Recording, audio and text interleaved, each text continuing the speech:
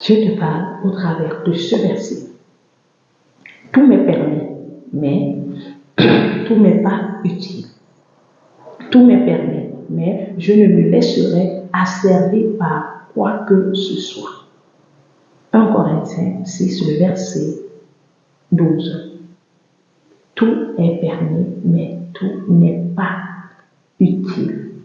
Bien aimé, quand nous sommes dans ce monde, on voit tout. Quand on est enfant de Dieu, on a tout. Mais ça ne veut pas dire que c'est parce que tu vois tout, c'est parce que tu touches à tout, c'est parce que tu as l'opportunité d'avoir tout que c'est utile. Ce n'est pas utile. Nous avons la possibilité de tout avoir, mais est-ce que réellement c'est utile? Les vanités de ce monde, les choses que nous voyons dans ce monde, tout m'est permis de l'avoir. Mais est-ce que quand je veux vouloir l'avoir, c'est réellement utile pour mon âme? Nous devons vouloir et nous devons nous assaisir, nous devons nous attacher aux choses utiles et non aux choses inutiles. Les vénérer, les choses qui ne rapportent rien dans notre vie ou dans notre intimité avec Dieu ou avec notre marche ou avec notre identité. Ce n'est pas parce que je peux être à la table du roi que je dois voir que c'est utile de manger. Je ne dois pas manger ce qui n'est pas utile. Je ne dois pas m'attacher à ce qui n'est pas utile. Je ne dois pas donner l'importance aux choses qui ne sont pas utiles. Vous voyez? Alors tout m'est permis, oui, mais tout n'est pas utile. Je dois savoir m'attacher aux choses utiles. Je dois savoir rester où il y a l'utilité. Je ne dois pas me laisser asservir à n'importe quoi, à n'importe qui, sur n'importe quel lieu. Non, je ne dois pas me laisser emballer, je ne dois pas me laisser emporter, je ne dois pas me laisser réjouir sur n'importe quoi et n'importe qui. Je dois savoir ce qui est utile pour ma vie. Je dois savoir ce qui est utile pour mon identité. Je dois savoir ce qui est constructif pour ma croissance spirituelle.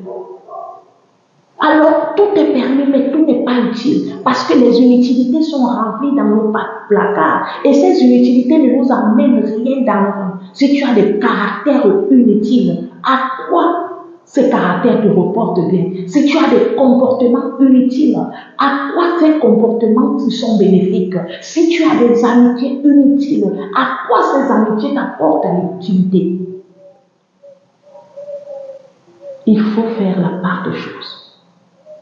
Je dois me conformer, je dois m'attacher, je dois me donner à l'utilité de mon identité.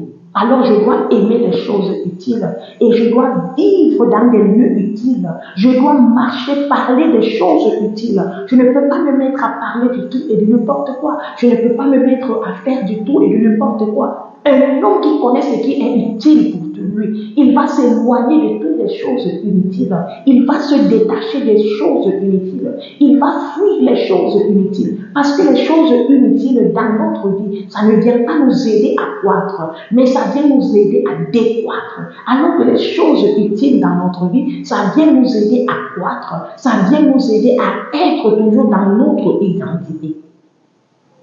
Alors fais attention à toutes les choses inutiles que tu t'es laissé à saisir. Ces choses inutiles que tu as donné plus d'importance. Un enfant de Dieu doit sélectionner son mot de parler. Il doit sélectionner ses réponses. Il doit sélectionner ses attitudes. Il doit sélectionner son mode d'être. Il doit faire une sélection profonde et totale en lui. Si tu veux aller loin, si tu veux vivre bien, tu dois faire des sélections. Tu ne dois pas te mélanger en tout. Tu ne dois pas être sur tout. Tu ne dois pas tout toucher. Tu ne dois pas tout parler. Tu ne dois pas tout répondre. Tu ne dois pas tout écouter. Pourquoi? Parce que tes oreilles doivent sélectionner. Ta bouche doit sélectionner. Tes pas doivent sélectionner les lieux qui doivent être eux ce qu'ils doivent faire autant pour moi.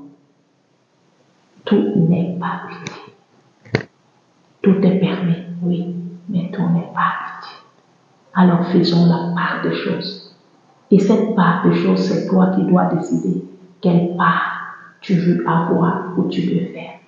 Car Christ veut que tu marche où tu es des choses selon ton identité en Christ.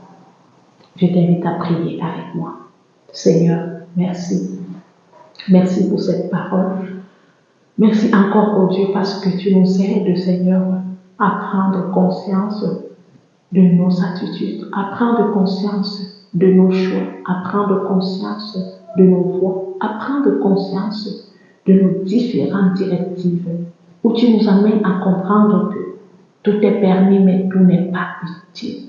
Nous devons savoir faire la part et la différence des choses. Nous devons savoir faire la part des choses, Seigneur. Nous ne devons pas tout mélanger. Aide-nous, Seigneur, à ne pas continuer à amasser des choses inutiles, à ne pas continuer à amasser des choses vaines, mais Seigneur, d'amasser des choses utiles, afin que toi seul tu sois glorifié. Seigneur, aide-nous à faire la part de choses, à faire la part de choses, afin que toi et toi seul tu sois glorifié. Merci pour cette parole qui vient encore, Seigneur, nous éclairer, qui vient encore, Seigneur, nous aider à regarder, à penser, à vivre comme toi tu le désires et non comme nous le désirons. Nous te supplions, Seigneur, de nous fortifier et de nous aider à nous en séparer des choses inutiles, de ne pas nous attacher et nous fier à ces choses, mais au contraire, de nous attacher et de nous fier à ta parole. Toi qui es le seul et redoutable et véritable Dieu, nous te remercions pour ce moment. Bénis mon frère, ma soeur, qui a partagé ce moment, afin que ton nom soit glorifié dans sa vie. Merci Seigneur, que ce message, Seigneur, nous restaure et nous éclaire. Merci pour ta parole au nom de Jésus. Amen.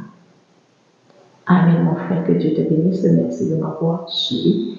Je t'invite à aimer, à partager ceci avec quelqu'un autour de toi. Retrouvons-nous demain pour un autre verset du jour. Si tu aimerais que je lise ton verset, merci de le laisser en commentaire. Que le Seigneur soit glorifié et qu'il soit loué. Dans le nom de Jésus, j'ai prié.